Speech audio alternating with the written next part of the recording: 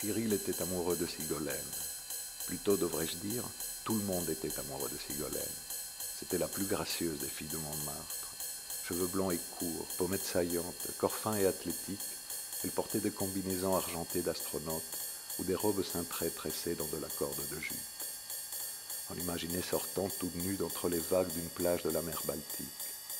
Seule tache ocre et chaude d'un infini délavé, sa peau luisait à la lumière du sel polaire, et les gouttes ruisselantes d'eau salée, en se congelant, lui forgeaient une cuirasse impénétrable de givre. Sigolène était une princesse lapone descendue en traîneau des contreforts arctiques. Son sang bouillait, mais son regard était de glace. Sa voix était claire et sereine comme celle des créatures qui sont nées pour régner sans partage. Quoi qu'elle nous aurait demandé, nous l'aurions accompli sans opposer de résistance. Parfois, si elle partait en vacances ou qu'elle s'absentait, je gardais ses deux chiens. Tout dans son appartement était lumière, équilibre, singularité. C'est ici que j'ai découvert son secret. Sigolène tirait sa grâce de ses deux petits félins. Elle ne marchait pas, elle évoluait. Elle ne regardait pas, elle visait. Elle ne paraissait pas, elle était. Et quand elle se couchait, elle se levait sur elle-même, dressant ses oreilles pointues. Mais sur les toits brûlants de Montmartre, la blonde Sigolène ne régnait pas toute seule. Et la crainte, le désir et l'admiration qu'elle provoquait à son passage, elle les partageait avec son alter ego, son opposé et son double, Catherine. Catherine était une créature plus menue qui étalait de longues mèches bleues de cobalt qui s'enroulaient comme des serpents. Elle sortait directement d'une des nuits des Charazades, et de son regard, elle pouvait fulminer et hypnotiser n'importe quel être vivant. Rares étaient ceux qui ne succombaient pas à ses charmes. Recouvert de plusieurs couches amarrées de soie et de cotonnade, de fils d'or et de rubans, de fleurs synthétiques ou de cascades de pierreries, elle ressemblait à l'effigie d'une déesse hindoue. Je sais que c'est impossible, mais je l'ai vue déployer 6 bras, avec dans chaque main un outil. Une pince, des ciseaux, un tournevis, sans oublier son éternel bidi qui s'éteignait toutes les 2 minutes, et son verre de vodka russe toujours glacé. Et combien même Catherine n'aurait eu que 2 bras, elle les maniait avec la dextérité d'un magicien. Elle savait tout faire. Pour certains, ses capacités manuelles tenaient de la sorcellerie.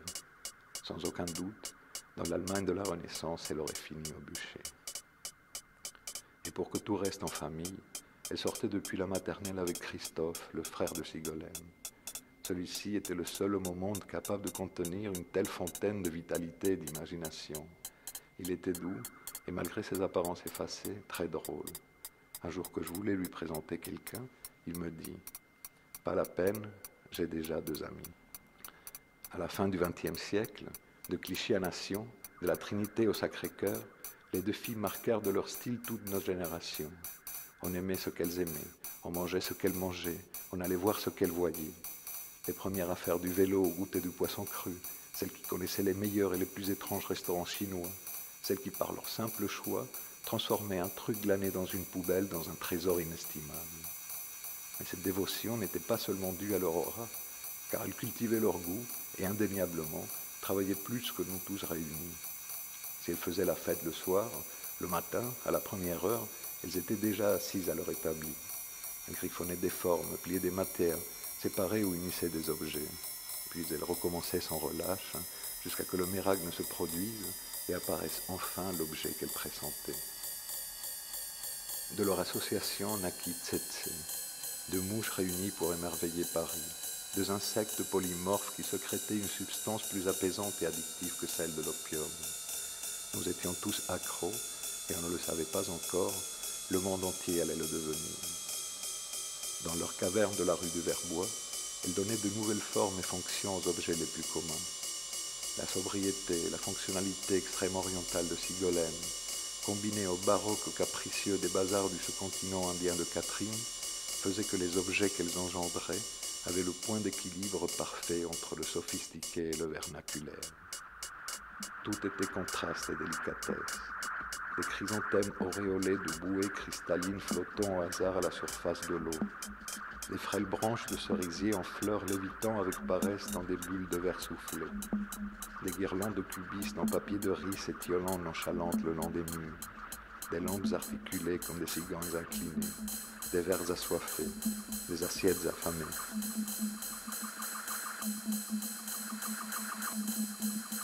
Et il y a 25 ans, jour pour jour, naissait dans leur antre un objet qui allait révolutionner la vie des fleurs. Et non seulement la vie, sinon leur mort, car les fleurs dont je parle sont celles qu'on choisit pour égayer nos intérieurs et qu'on regarde peu à peu dépérir, celles qu'habituellement on attache par touffe qu'on appelle au bouquet. Malheur à la fleur qui sera condamnée à mourir en direct, étouffée par ses propres congénères. Malheur à la frêle anémone qui perdra ses pétales entre les épines de la rose.